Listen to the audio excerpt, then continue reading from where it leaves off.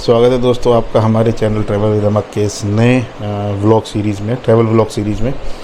तो अब जो हमारी ट्रिप है वो हम आज से शुरू कर रहे हैं और ये हम जा रहे हैं लेह लद्दाख।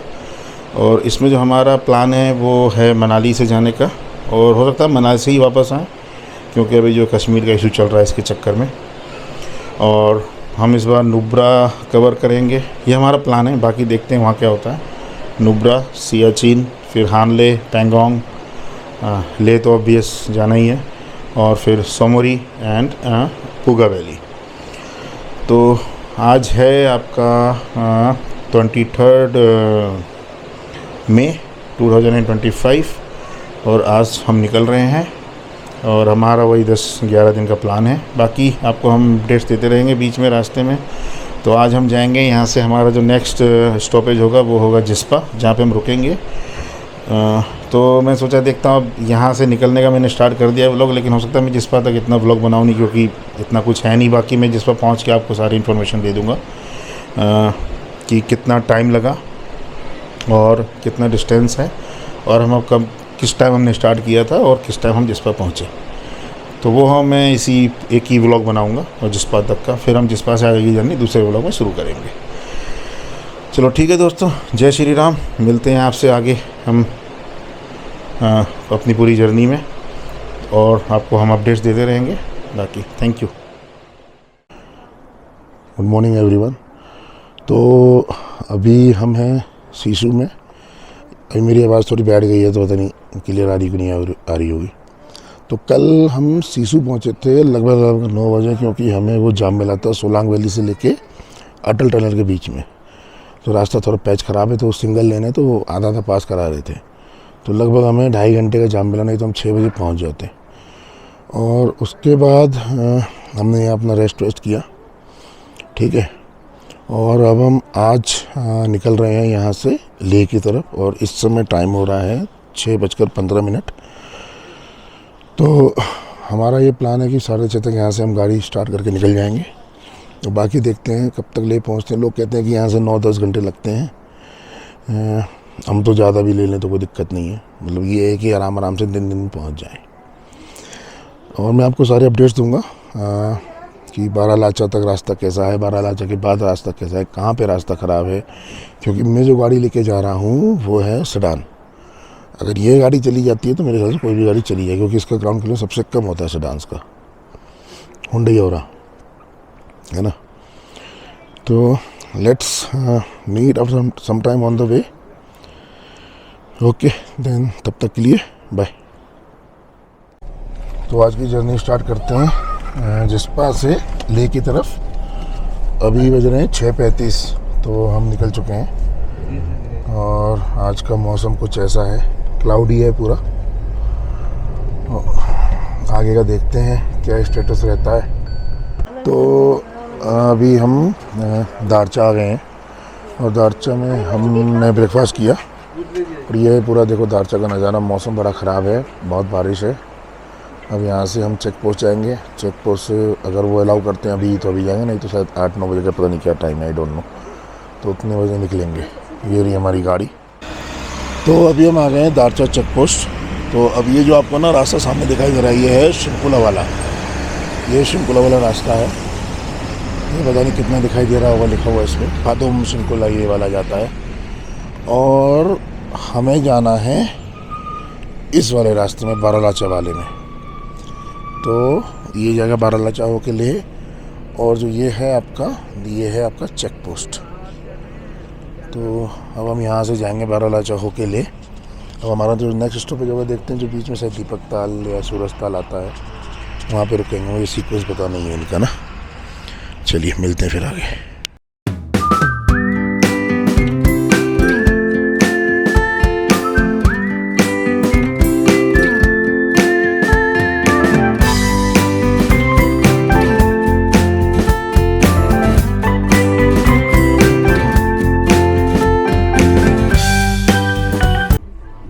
तो अब हम आ गए हैं दीपक ताल, और ये देखिए आप दीपक ताल, ये देखिए है दीपक ताल। तो ये बढ़िया लग रहा है, ठीक है। मतलब यहाँ भी तो बर्फ़ तो कुछ नहीं है, तो साफ़ हो गया, सब पानी साफ़ ही है इसका। और देखिए ये है यहाँ के नज़ारे। रास्ता अभी तक बहुत बढ़िया रास्ता है, कोई परेशानी नहीं है रास्ते में।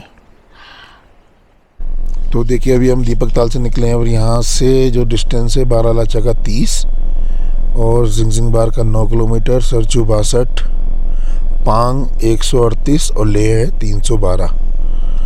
और ये है पालसी, और ये मेरे ख्याल से ग्रीफ का वो है कैंप है यहाँ पे ना, क्योंकि और कोई यहाँ पे बसावट तो है नहीं किसी विलेज की।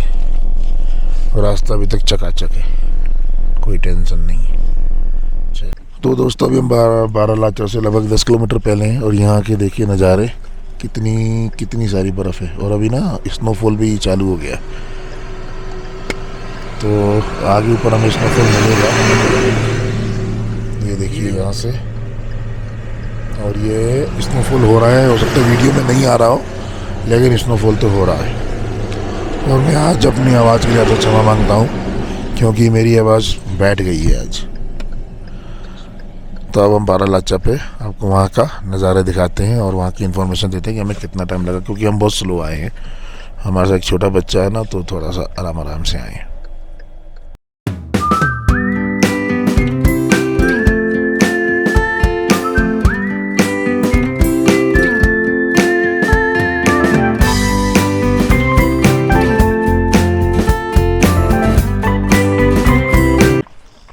तो अब हम पहुँच गए हैं बारालाचा। ये है उसका बोर्ड, और ये देखिए कितना शानदार व्यू है यहाँ का, कितना शानदार व्यू है। और इस समय यहाँ पे ना भीड़ है, लेकिन उतनी भी नहीं है बेसिकली। और लोग कहते हैं कि इसके आगे आपको भीड़ कम मिलेगी, मतलब लोग यहाँ से वापस जाने वाले ज़्यादा हैं। तो एक रोहतांग था पहले डेस्टिनेशन, अभी ये भी एक डेस्टिनेशन बन गया लोगों के लिए, मनाली सीधा आने के लिए। देखिए अच्छा यहाँ पे आप आए ना, तो पानी वानी इलेक्ट्रोलाइट वगैरह लेके आइए, क्योंकि यहाँ थोड़ी हाइट ज़्यादा है तो सांस वास फूलती है और AMS की चांसेस होते हैं। और आराम से आइए। और हमें यहाँ तक आने में लगे लगभग आपके 3.5 पौने 4 घंटे लगे। और रास्ता बिल्कुल फर्स्ट क्लास है, कोई प्रॉब्लम नहीं बारालाचा तक। हम यहाँ से आगे निकलेंगे और फिर आगे का आपको अपडेट देंगे।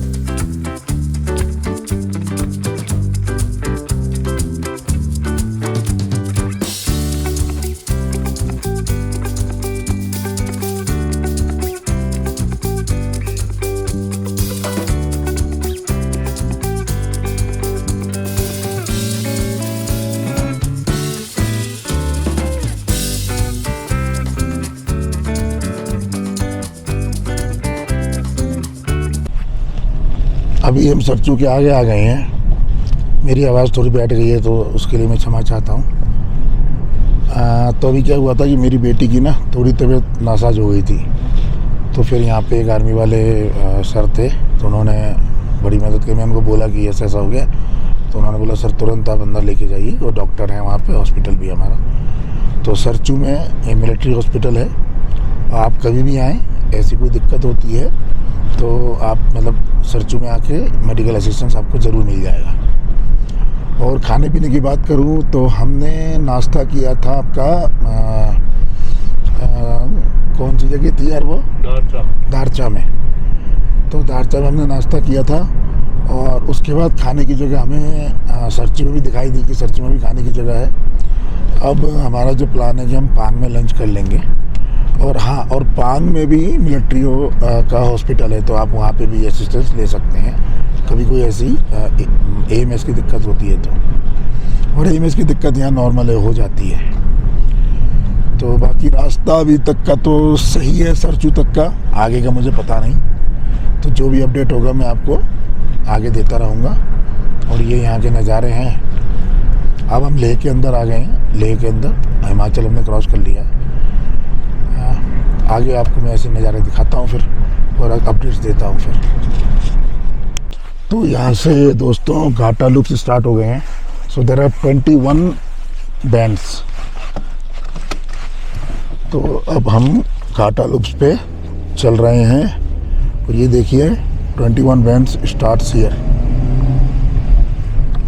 रोड पे लाओ, रोड पे लाओ, ठीक है।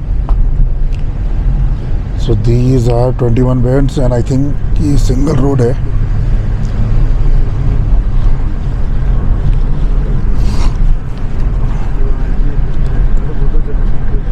यहाँ पे मैंने एक ये भी सुना है कि वो ये ट्रक ड्राइवर वाला जो यहाँ पे वो है ना, मिस्ट्री है, तो वो भी देखते हैं कहाँ पर है।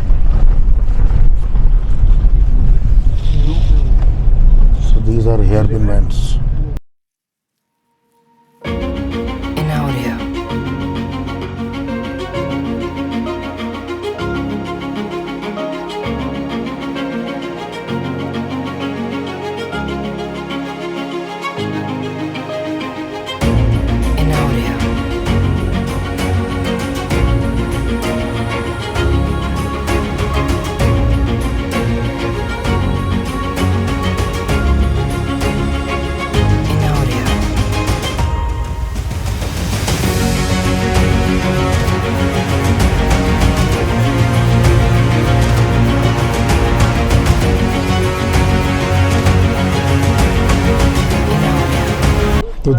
तो देखिए ये वाली एक मोड़ है जहाँ पे थोड़ा गाड़ियाँ चढ़ने में प्रॉब्लम करती हैं। अब देखता हूँ कि हमारी गाड़ी कैसे चढ़ती है। ट्रक चढ़ जाए उसके बाद मैं चढ़ाऊँगा, थोड़ा गैप लेके जाऊँगा।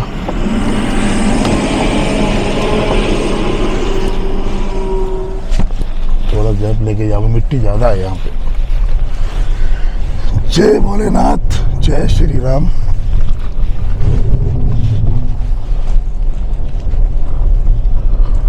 चढ़ तो गई हमारी गाड़ी। लेट्स सी कि यहाँ पे भी थोड़ा सा डिफिकल्ट है। जय श्री राम।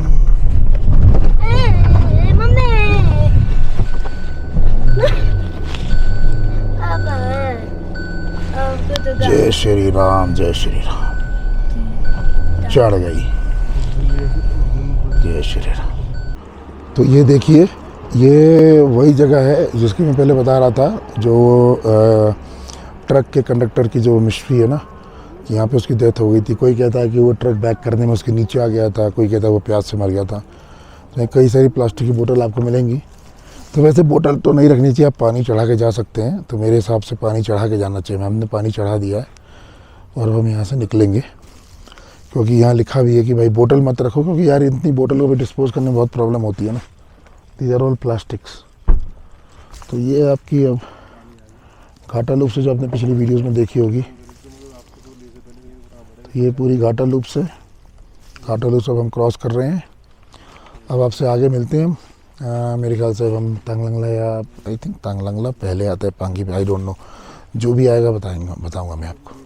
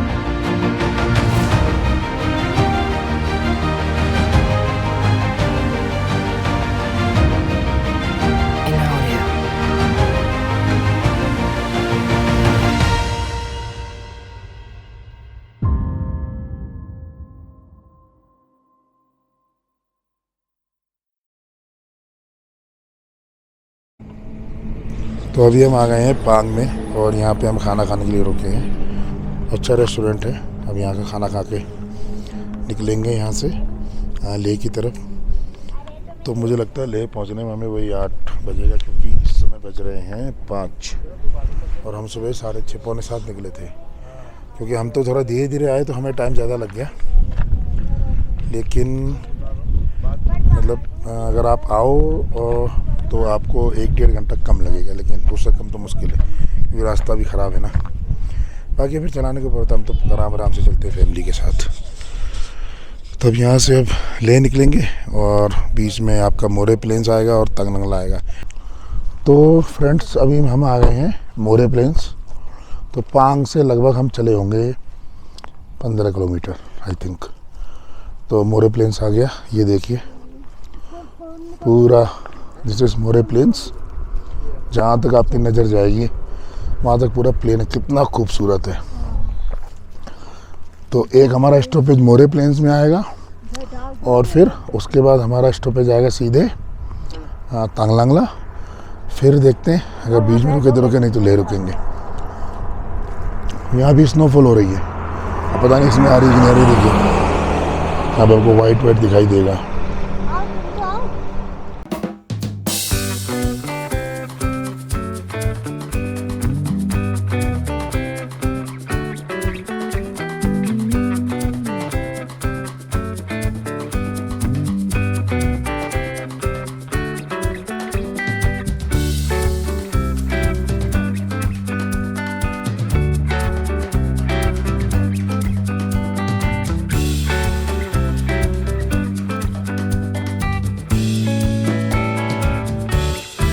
तो अभी हमने तंगलंगला क्रॉस करके नीचे आ गए हैं। तो तंगलंगला में तो मेरी हालत ख़राब हो गई, मतलब इतनी ठंडी हवा और उसके अलावा मतलब महसूस हो रहा था कि यहाँ ऑक्सीजन की कमी है।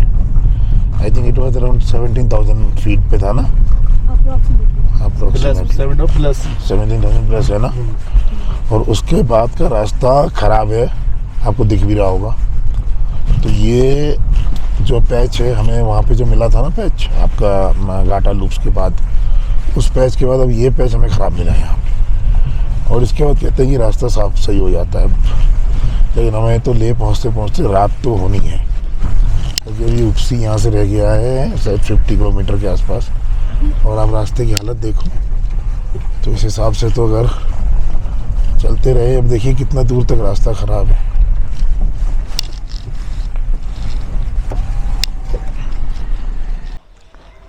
गुड मॉर्निंग दोस्तों, गुड मॉर्निंग फ्रॉम ले। तो कल हम थोड़ा रात में पहुँचे जल्दी, मतलब मेरे ख्याल से 10:30 बज गए थे, तो इसलिए कल तो व्लॉग मैं बना नहीं पाया, वीडियो शूट नहीं कर पाया। तो आज मैं वीडियो शूट कर रहा हूँ। तो अब मैं आपको पूरी डिटेल बताता हूँ कि हमें कितना टाइम लगा, और फिर मैं बताऊँगा कि हम कहाँ रुके हैं और ये रुकना यहाँ वर्थ इट है कि नहीं है। तो कल हम सुबह निकले 6:30 बजे, पौने 7 बजे जिस्पा से, और उसके बाद हम पांग तक पहुंच गए थे 5:30 बजे। और जिसमें हमें सरचू में 1-1.5 घंटा लग गया। बच्चे की तबीयत आपको मैंने बताया था इसी ब्लॉग में, आपने देखा होगा पीछे वीडियो में ना, बच्चे की तबीयत ख़राब हो गई थी। तो पांग से हम 5:30 निकले थे। उसके बाद हम ज़्यादा रुके नहीं, बस मोरे प्लेन्स में रुके और तंगलंगला में रुके। फिर हम यहाँ सीधे आ गए। और उपसी से पहले हम रुके थे रूम से में, बस वो फ्रेश वगैरह होने के लिए, वॉशरूम वगैरह जाने के लिए। तो आप मान के चलो कि अगर आप फैमिली के साथ हो और आराम आराम से आते हो, तो मेरे हिसाब से आपको 12 से 14 घंटे लगेंगे, थोड़ा ज़्यादा भी लग सकते हैं। 12 से 14 घंटे, 12 घंटे तो मान के चलो। और पेट्रोल की मैं बात करूं तो मैंने पेट्रोल फिल कराया था केलॉन्ग में, फुल टैंक, बिल्कुल टॉप टू टॉप। और वहाँ से जब यहाँ में पहुँचा तो मेरी जो पेट्रोल की सुई थी वो 50% पे आ गई थी। मतलब अभी भी मैं समझता हूँ इस गाड़ी में पेट्रोल, मेरी गाड़ी की टंकी लगभग 40-42 लीटर की है, तो इसमें मेरे ख्याल से अभी भी पेट्रोल 20 लीटर, 18-20-22 लीटर होगा। तो गाड़ी ने अच्छा माइलेज निकाला, तो अब पेट्रोल की कोई दिक्कत नहीं हुई। और लेह में हम जो रुके हैं वो हैं, इस विला का नाम है, मैं बताता हूँ आपको, दिखाता हूँ, और इनका बिल्कुल फ़ोन नंबर वगैरह मैं दे दूँगा। ओले विला, ये देखिए, ये है ओले विला, और ये इनका होम स्टे है, और बड़ा शानदार होम स्टे है। इतनी अच्छी हॉस्पिटलिटी है ना, मतलब जिसका कोई जवाब नहीं है। मतलब बहुत अच्छी हॉस्पिटलिटी, इतना साफ़ सुथरा, रूम भी बड़े बड़े बड़े रूम हैं। तो प्राइस का तो ये है कि आपका अपना जो भी इनसे सेटलमेंट हो वो आप कर सकते हो। तो आप इनसे चेक कर सकते हो जब भी आप आओ, कितना प्राइस है क्या है। इनका फ़ोन नंबर वगैरह मैं आपको दे दूँगा। ये हमारे ओनर साहब हैं, फ़ोन पे हैं, सामने देखो। तो ये रहा आज तक का हमारा। अब हम यहाँ से आज तो लेह घूमेंगे, लेह में स्टे करेंगे,